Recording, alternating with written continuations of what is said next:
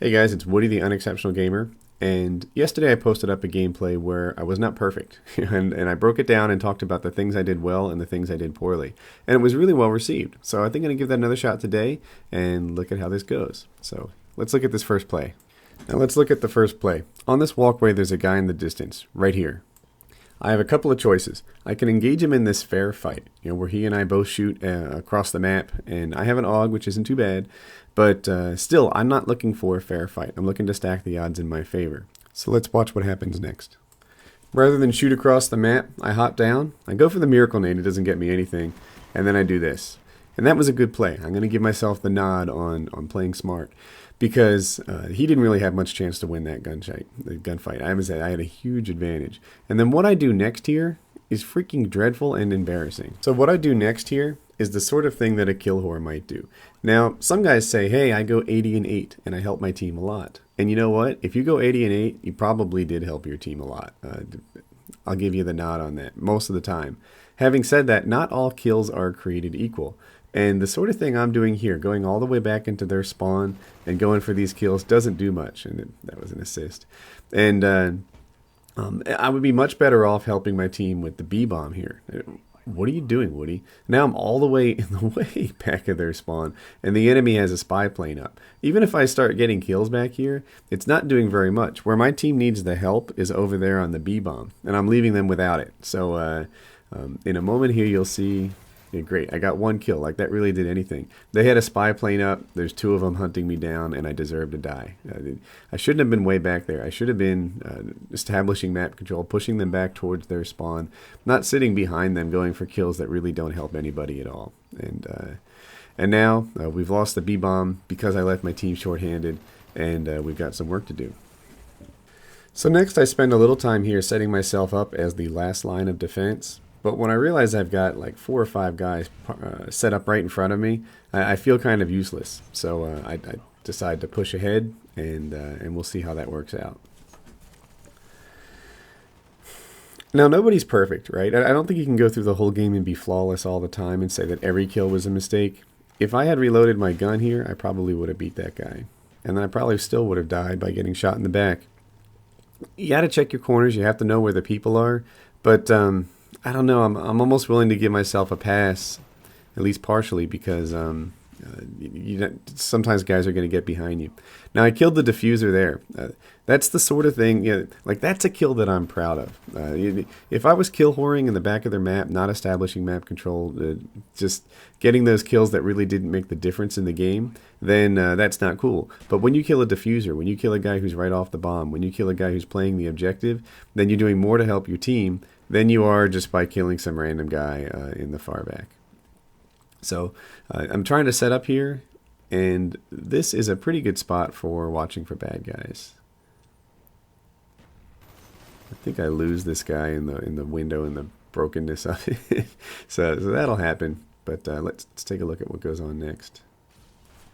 So my team is set up on the bomb. They've got kind of that straightforward view here. I throw a stun just to test for bad guys, but he's instantly dead.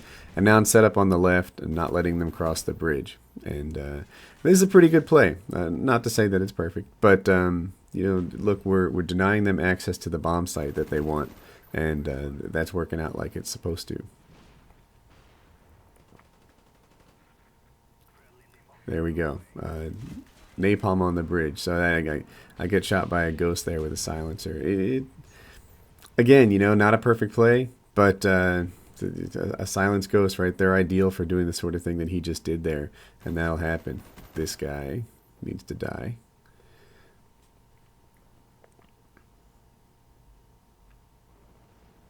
And I'd probably be called a camper right here, but as campy as it may seem, in my heart, I'm playing the objective. I'm setting myself up as this last line of defense. And in retrospect, as I look at this, it's like, what did you expect to happen, Woody? Look at your entire team set up in front of you. If you want to make a difference, you have to push forward a bit. So I find one guy behind us. I clean him up. And it's the presence of that sentry gun right there that makes me realize that my role way back here is just completely worthless. That it's time for me to push up and do something a little more than just sit in the way back watching for guys to hop on the ramp. So I catch a guy swinging around the side, and that was probably a helpful play. You know, that here I set up in a better position, and look at this. Not a fair fight, right? That was pretty well done. I'm happy with that. I didn't realize just how much traffic there was going to be here. Maybe I should have. You know, I just killed 2 guys. Maybe I should have expected a third. I don't know. But I get myself killed because I call in the napalm in a not so safe spot. Now with a few seconds left, I'm able to push forward here a bit and cut these guys off and prevent them from getting out of their spawn. Now, I know this might seem like, you know, this balance between how I said I was awful at the start of the game and what I'm doing here, but at the start of the game I was in the far back and I wasn't getting anyone, you know, who had already left their spawn. This is actually what I think of as a fair cutoff point, and if you watch for a little bit, you'll see that I do stop guys from making their way to the bomb. Take out this guy, and I think I find a little gift here. Yep, 2 for the price of 1. I push back to where I came from.